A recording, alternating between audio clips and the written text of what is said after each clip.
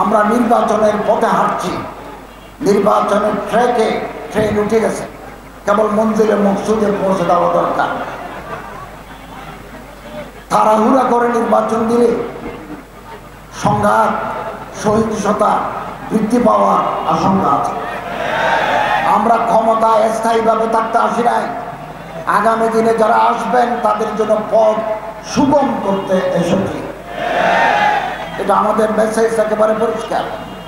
আমরা দায়িত্ব নেওয়ার পর থেকে এই দেশের বাইরে নানামুখী চক্রান্ত, ষড়যন্ত্র শুরু হয়েছে।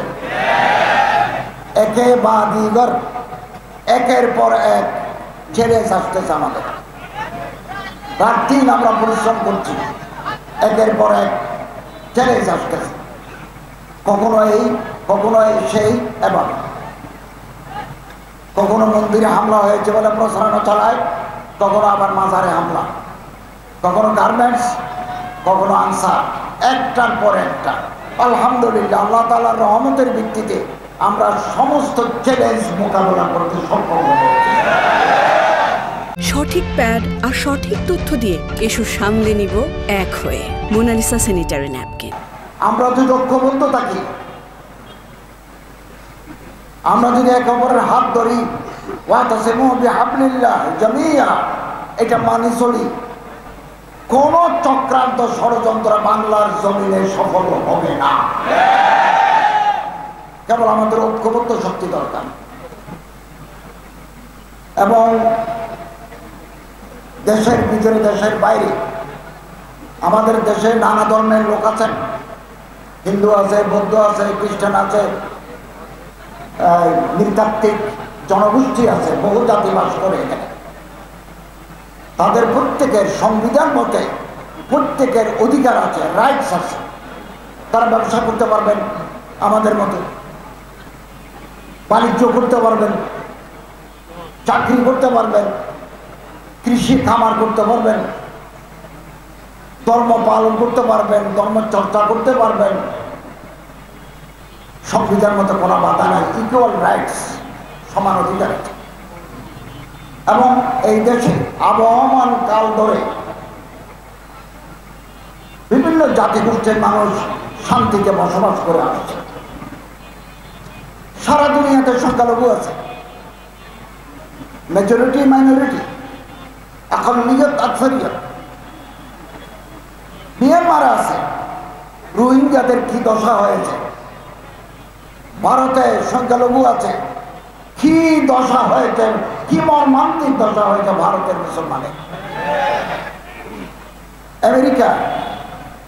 আমেরিকায় মাইনরিটি বলতে সাদা কালা, ব্ল্যাক অ্যান্ড হোয়াইট, কালা এবং সাদা, গায়ের চামড়া কালা, গায়ের চামড়া সাদা, দুজনের ভিতরে মারামারি।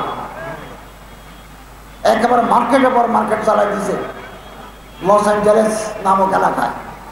এবার থেকে প্রবলেম, মানুষ মারা যায়। এরকম সারা দুনিয়ায়, দক্ষিণ আফ্রিকা, সারা পৃথিবীর তুলনায় বাংলাদেশের সংখ্যালঘু জনগণ শান্তি, স্বস্তি, আরামের ভিতরে আছেন। আমরা বারবার বলেছি, কোন সংখ্যালঘুর বাড়িঘর যদি কেউ আক্রমণ করে, কোন উপাসনালয় যদি কেউ অপবিত্র করতে চায়, আমাদের আইন শৃঙ্খলা, আমাদের পুলিশ আছে, আমাদের র্যাব আছে, আমাদের বিজিবি আছে, ল এনফোর্সিং এজেন্সিস আছে। আমরা মুহূর্তের ভিতরে তাকে চিহ্নিত করব এবং ধরে আইনের আওতায় এনে দৃষ্টান্তমূলক শাস্তি দেব।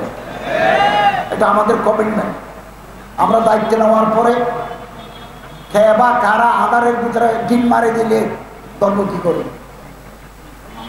আপনারা সিসিটিভি লাগান, ক্লোজ সার্কিট ক্যামেরা লাগান, তাহলে ধরা পড়ে যাবে, কারা করে ধরা পড়ে যাবে।